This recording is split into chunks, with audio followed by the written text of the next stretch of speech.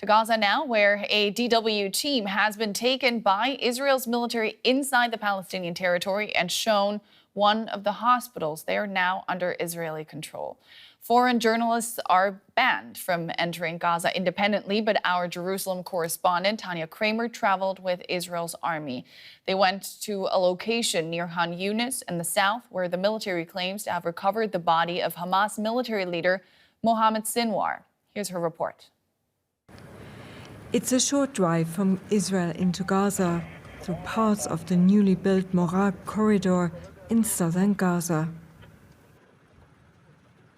We entered Gaza, we headed to Khan Younis, we are embedded with the Israeli military, and what we can see on the way, it is sheer destruction all around us.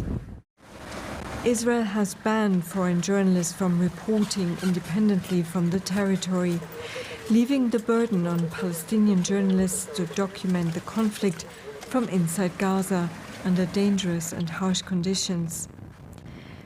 Embeds with the military are highly controlled, short visits, and the Israeli military decides what they want to show the press. The destination is the European hospital on the outskirts of Khan Younis. The army has taken over the hospital compound and its vicinity, which were hit by airstrikes in mid-May. They show us an underground tunnel complex which the IDF claims was a Hamas command center, and where they say they found the body of Hamas military leader Mohammad Sinwar. Hamas is making cynical use in the hospitals and in his civilians, in his own people, as human shields. We found underneath the hospital, right under the emergency room, a compound, a few rooms. In one of them, we killed Mohammad Sinwar. According to the Hamas-run Ministry of Health, at least 16 people were killed and dozens injured in the strikes around the hospital, leaving one of the biggest hospitals in southern Gaza out of commission. On this visit, there's no possibility to speak with Palestinian residents. It's really eerily quiet here, except for the occasional airstrike in the vicinity.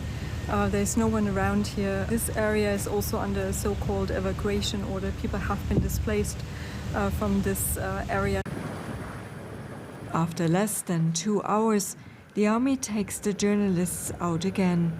A glimpse of Gaza after 20 months of war. And we can now speak to our correspondent, Tania Krämer, who filed that report. Tania, this was a tightly controlled and choreographed visit to an area otherwise off limits for international journalists. Before we go into the details of your experience, why do you think the Israeli army organized that press trip now?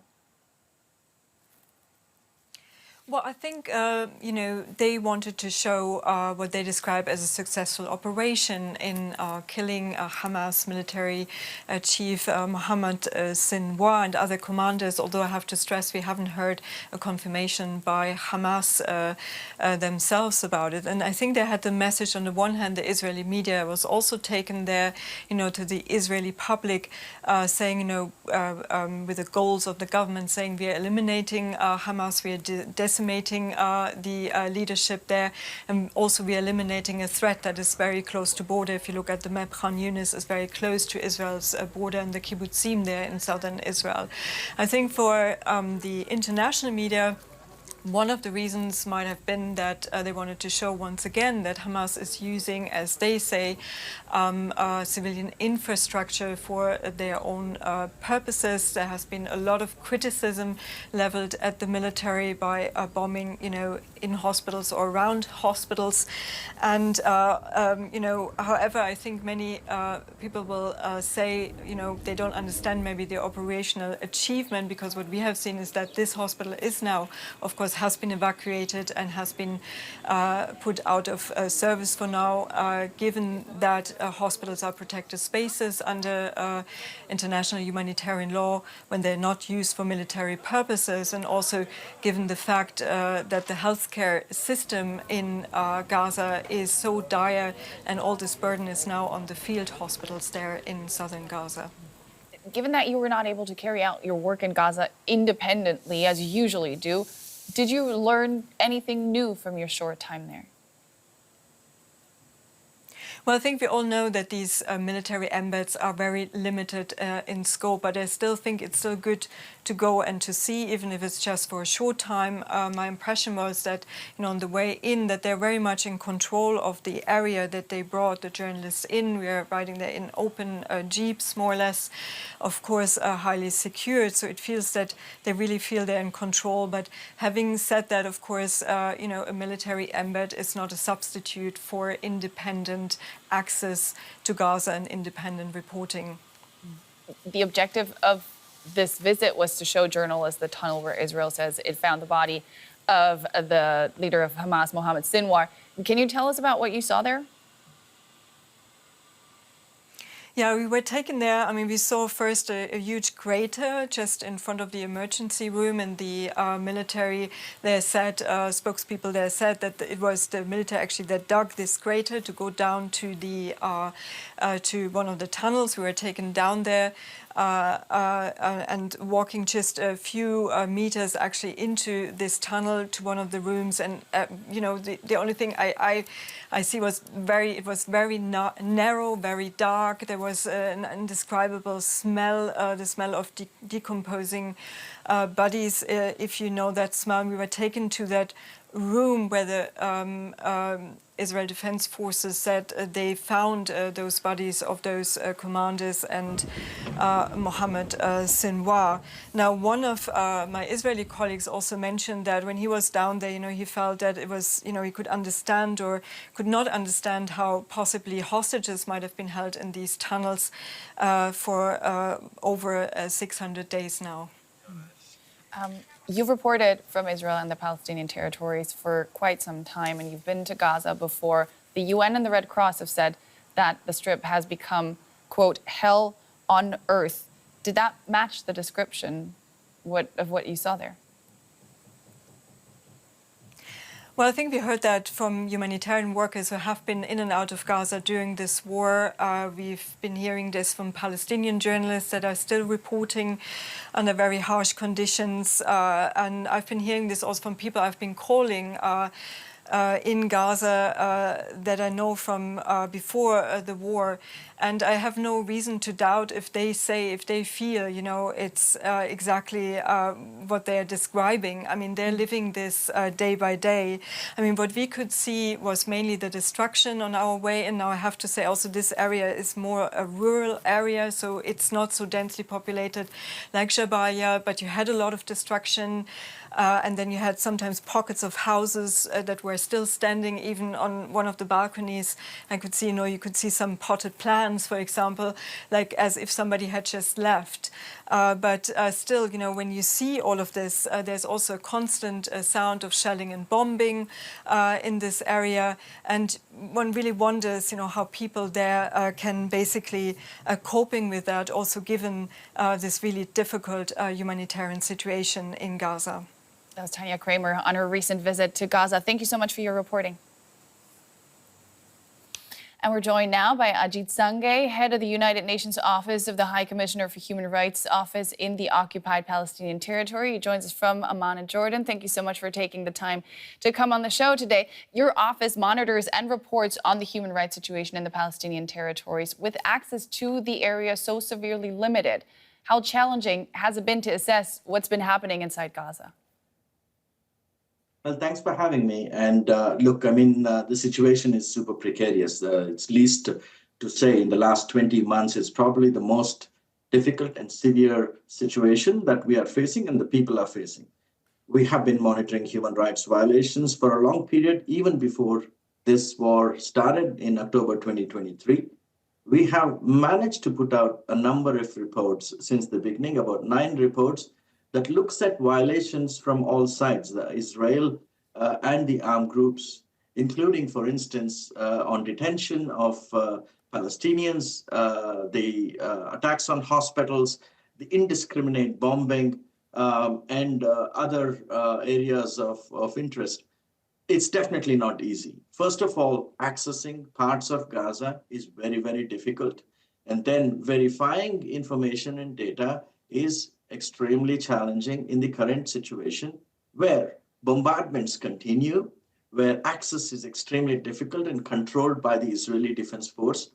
However, we still manage to get very reliable information that we can stand behind and put out to the world and to the international community, member states, to show what's happening and the kind of violations that are happening. And you may have heard from everybody, we're talking about extremely grave human rights and humanitarian situation in Gaza. Yeah, it's accusations that the Israeli military and the government, of course, reject. I do want to look at how this works in different circumstances. How much does the UN, or maybe even before this war in Gaza, how much does the UN rely on journalistic reporting to gather information on what happens in war, in conflict zones? Because it's always hard to see through the fog of war, isn't it? It is. I mean, it is challenging. I mean, look, we have very solid staff who have worked on such issues for a very long period, including national staff who are based in Gaza. We have sources that are extremely reliable and a network that we have built over a period of time. Journalist information is helpful. It indicates about what's happening where, but as a United Nations office, we rely on first-hand information. We do our own monitoring, we chase our own information, we gather our own verification process, and then put out the reports. So it's pretty solid. We can really stand behind what we are saying. I would contest what Israel says, which is that it is abiding by international human rights and humanitarian law. You look at the videos that you are seeing there, but also information coming from a range of sources, including the messages Israeli leaders themselves are giving about flattening Gaza, about making sure that there is no access to food. These are violations of international law. And they're object of investigations by the ICC and the ICJ currently. That was Ajith Sunghay, head of the United Nations Office of the High Commissioner for Human Rights Office in the occupied Palestinian territory. Thank you for your time. Thanks a lot. Thank you for having me.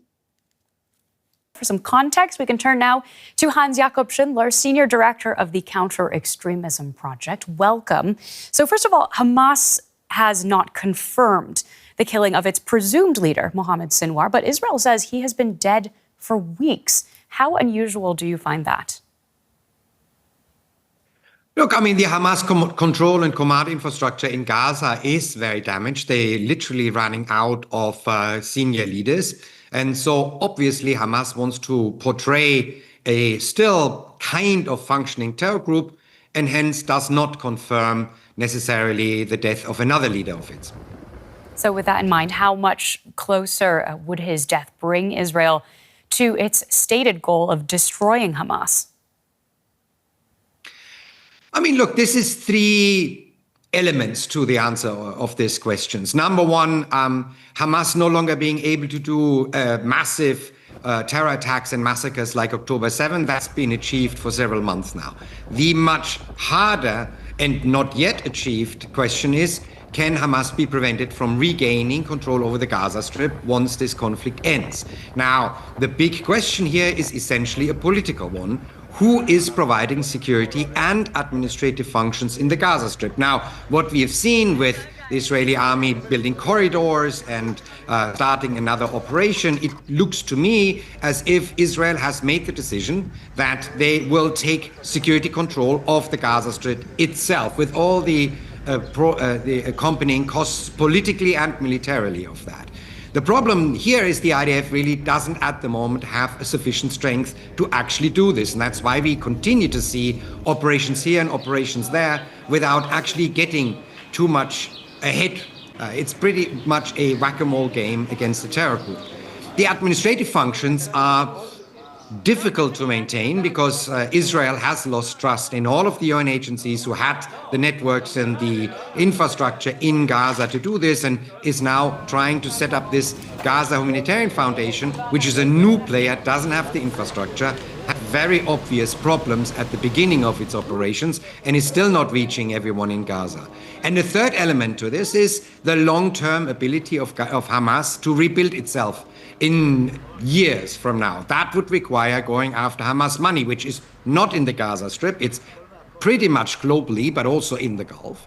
But as long as Hamas holds hostages and Israel needs to negotiate with it, this is not something that has been attempted as a priority subject yet. Now, the Israeli military took a small group of journalists to the tunnel where they say they found Sinwar's body, of course, including our correspondent, as we just saw there. And they've also released footage of this tunnel network. Why do you think they are making such an effort to reach the press with this? They really want to show, I think, in my interpretation of why they're doing this at this particular point, that Hamas really purposefully misuses civilian infrastructure to build its hardened underground network of tunnels, which in a way also secures its survivability as a terror group, not as a armed, massive political and armed formation in Gaza. That would require also above the ground infrastructure. But this tunnel network, which is in part destroyed, but not completely destroyed yet, secures its fighters and therefore secures the survival of Hamas as a terror network. And everywhere the IDF withdraws, Hamas is the only other armed force in the Gaza Strip and can immediately emerge again as the controlling factor of that part of the Gaza Strip. Well, thank you so much for speaking to us today. That is Hans-Jakob Schindler. Thank you so much.